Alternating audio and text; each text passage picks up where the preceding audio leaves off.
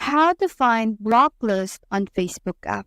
Now, the very first thing you're going to do if you want to block someone on Facebook is to go to their profile right there and tap on the three dots right here.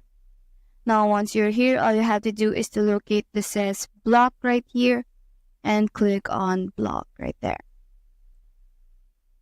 Now, you have successfully blocked this user.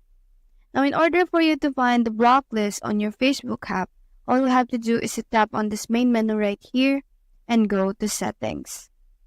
Once you're on your settings, you just have to scroll down until you find the section that says audience and visibility. Once you're here, you'll be able to see blocking. So you just have to click on that and you will be able to see every person that you have blocked on your Facebook app. Now, in order for you to unblock them, all you have to do is to tap on unblock right here and click on unblock.